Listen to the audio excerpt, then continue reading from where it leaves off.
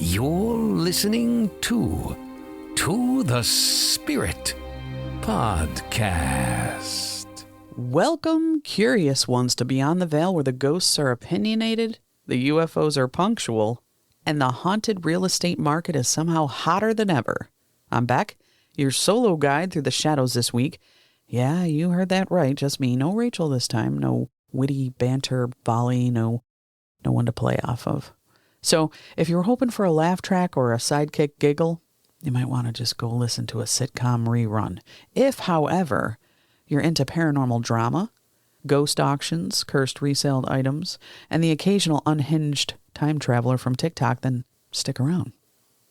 Today's news roundup includes a haunted house auction that turned into a PR seance, the cancellation of yet another ghost show, paranormal drama alert, post-solar flare UFO sightings that the FAA is definitely not talking about, a Dybbuk box you can now buy online with a money-back guarantee, and an AI chatbot that says it can speak with the dead, because, what could possibly go wrong there? We'll also take a trip into the shadowy story from history and hear one listener lore tale that might make you sleep with a salt circle. So grab your EMF readers, your skeptical third eye, and possibly your lawyer if you're buying haunted property. And let's go beyond the veil.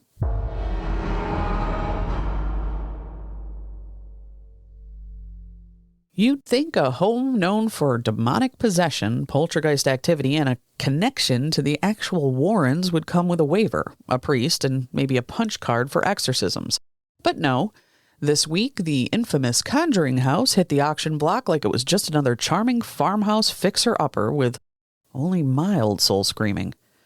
What started as a high-stakes paranormal property sale quickly turned into a spectral soap opera, online drama, bidding wars, accusations of gatekeeping, claims that the spirits didn't want certain people to win, and of course, influencers circling like digital vultures trying to get a slice of haunted clout.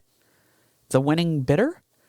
Well, at the time of this recording, it's still unclear whether they're a serious researcher, a horror fan with cash to burn, or just someone who makes poor real estate decisions under a full moon. Meanwhile, the current owners made it known they feel the house should only go to someone who respects the spirits, which is code for no ghost bros with GoPros. Now, if I were tossing this to Rachel right now, I'd probably ask if she'd live there, but since it's just me, I'll answer, absolutely not. I like my haunted objects cursed and portable, thank you. Now, here's where it gets less funny. Because somewhere along the way, these haunted homes, these trauma-embedded places, turned from sites of spiritual mystery into influencer playgrounds. The Conjuring House, the Lizzie Borden House, the Warren Museum relics, they're becoming theme parks for the paranormally obsessed. And while, yes, people deserve to explore the unknown, there is a line between honoring and exploiting. Spirits, their consciousness, energy, memory, residue. When you buy a haunted house to chase clout, you're not just playing with ghost stories, you're potentially poking an active grief. So here's the fire. If you're going to profit off the dead, you better know how to protect the living. And if spirits didn't want someone to win that auction, maybe we should listen.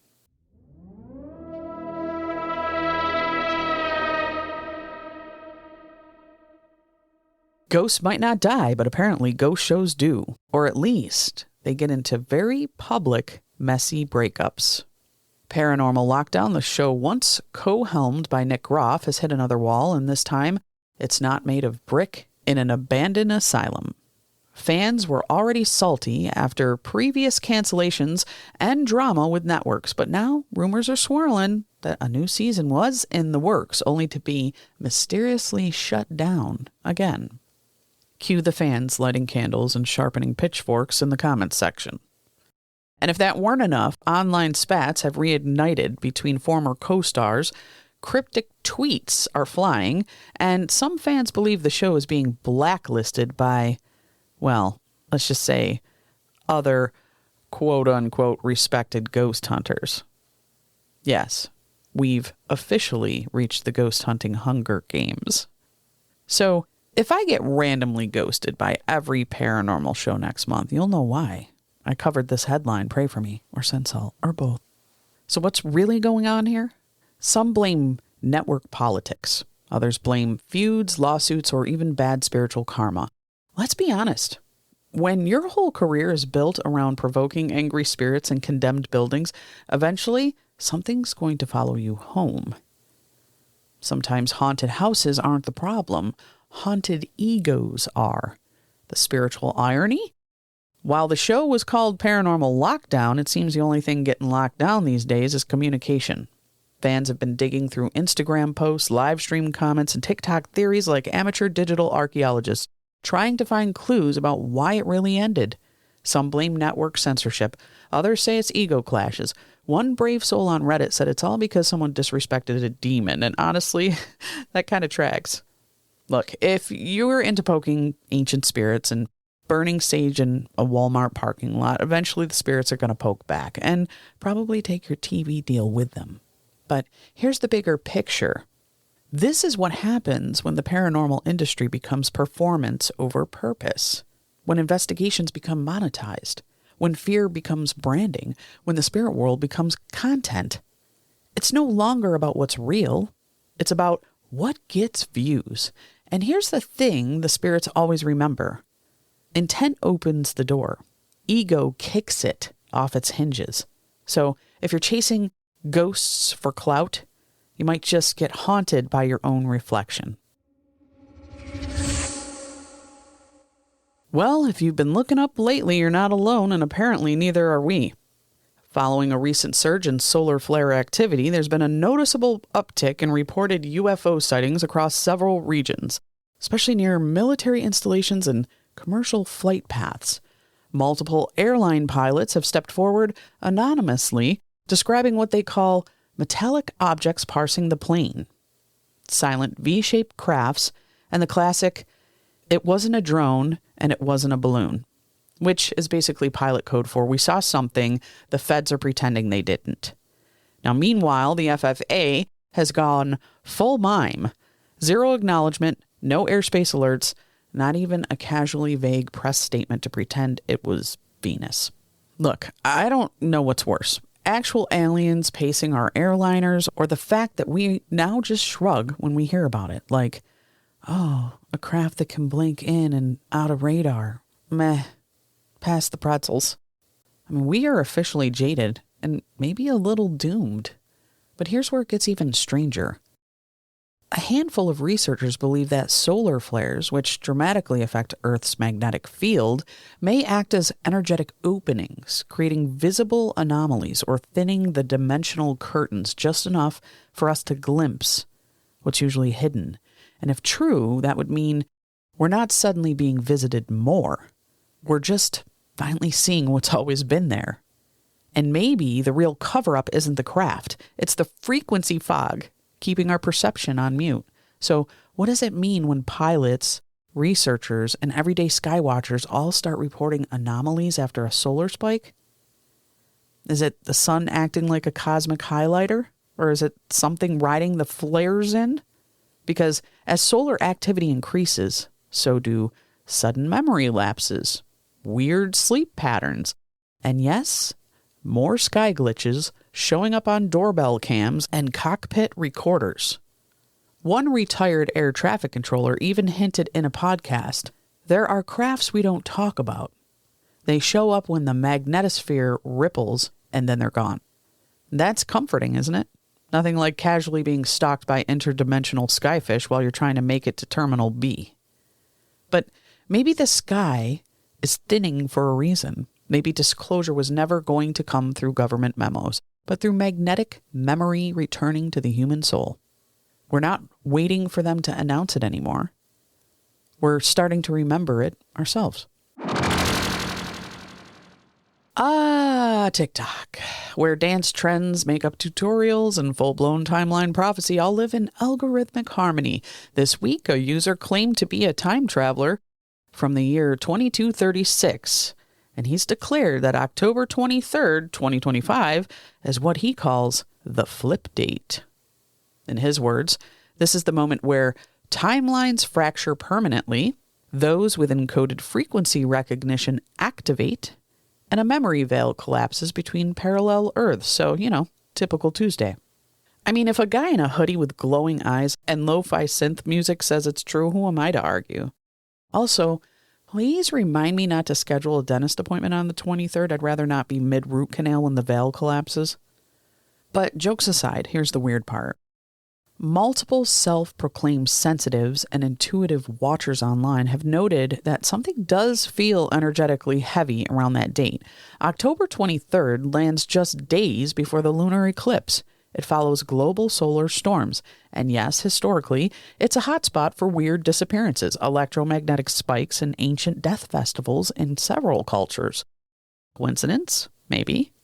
But even your tech might feel it. If your phone glitches, your clocks skip, or your ex texts you out of nowhere, you've been warned. As for me, I'll be by the window, mug in hand, waiting to see if the air tastes different.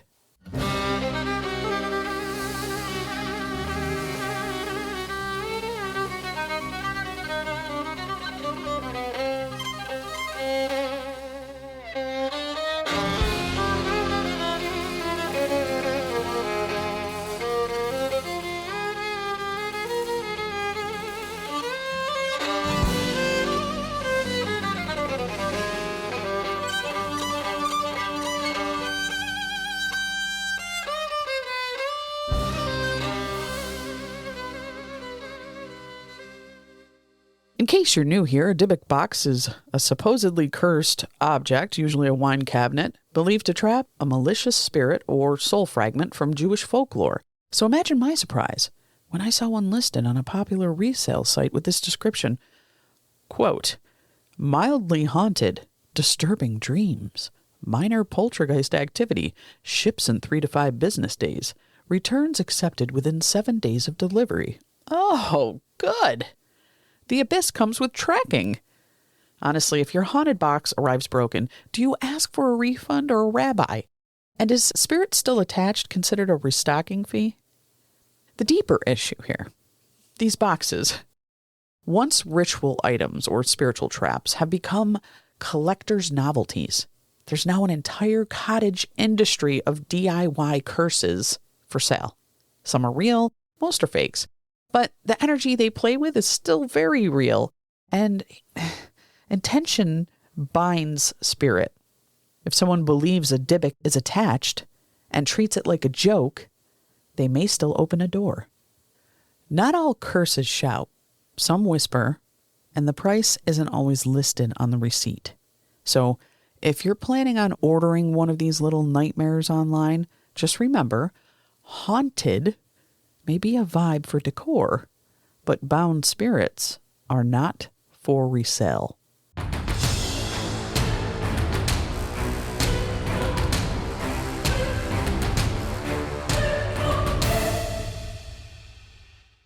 And now it's time for Strange Tales from History's Shadow. She arrived in silence, stayed in shadows, and never showed her face. Our story tonight takes us to 18th century France, a place of powdered wigs, painted smiles, and secrets stitched into silk. In certain noble circles of Parisian society, there were whispers not of ghosts, but of a woman, a noble woman, elegant, unnerving, known only as La Dame au Masque, the Lady in the Mask. She was always at the opera, always at the masquerades, always present but never truly seen. She wore a delicate porcelain mask, not the kind tied with ribbon, but one molded so perfectly it seemed a part of her face. No one ever saw her eat. No one ever heard her laugh. No one remembered her entering a room, only the chill that arrived when she was there. One rumor said she was horribly disfigured. Another claimed her face was so beautiful it was cursed, and any man who saw it would lose his mind. Some said she had no face at all, only a blank void beneath the mask, a silence, a nothing. She died, allegedly, at a masquerade ball, still wearing her mask. They buried her that way. But in the years that followed, people claimed to see her wandering the old opera halls, gliding across balconies, reflecting in mirrors that shouldn't have held reflections, and always with that same mask. Uncracked, unchanged. Some say she still appears at modern masquerades, still watching, still waiting. So maybe she never wore the mask to hide. Maybe she wore it to remind us how many of us do.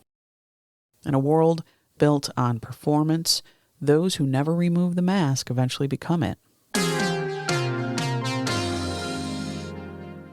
This week's listener lore comes from Nessa in Erie, Pennsylvania. Hey, Beck. First off, thank you for walking solo. You've been carrying the flame, and I feel it.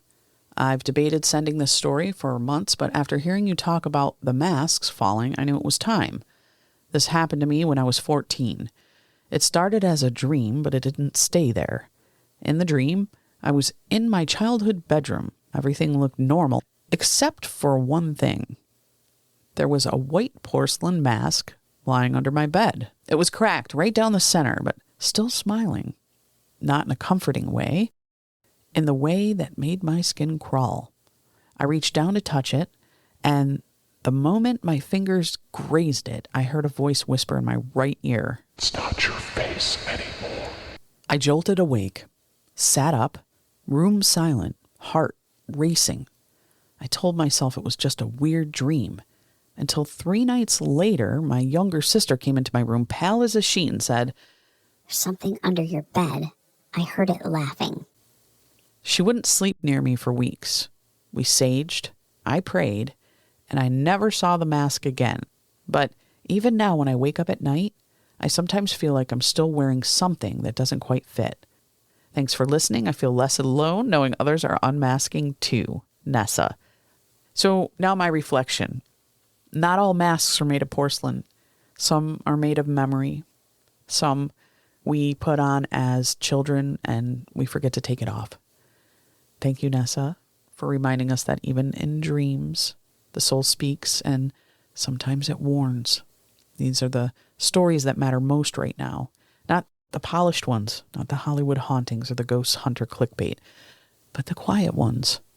The ones whispered from childhood beds and dreams snatched, memories stitched and carried for years like secrets in our bones, because this isn't just about spirits knocking on walls. It's about the spirits knocking on us, saying, "Wake up, remember, remove what no longer fits." So to Nessa and to every one of you holding stories you've never told, the space is yours. This fire is yours. And as long as Beyond the Veil exists, you're never the only one who sees what others miss. Because naturally, in a world full of real spirits, we've now decided to digitally fabricate them too. Several new AI platforms are popping up claiming they can simulate conversations with the deceased. Some allow you to train the system on old voicemails, text messages, and social media posts so the bot can talk back in their voice.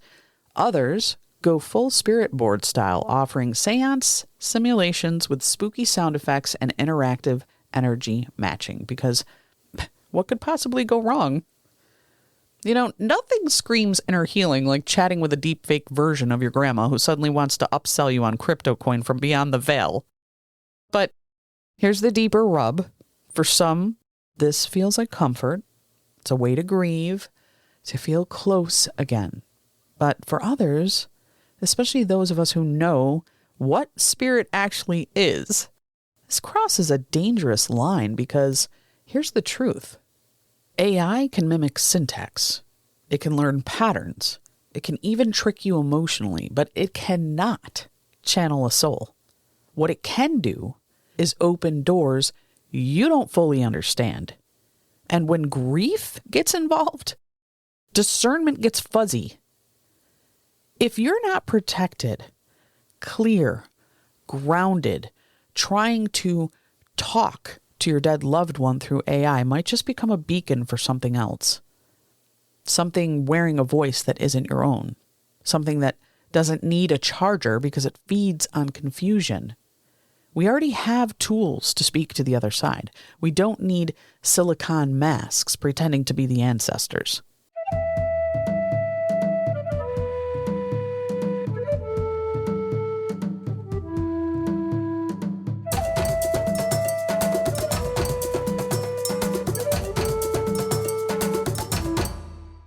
Tonight, we've walked through auctions of the haunted, drama in the ghost hunting halls, masks that whisper from beneath our beds, and AI that wants to speak like the dead.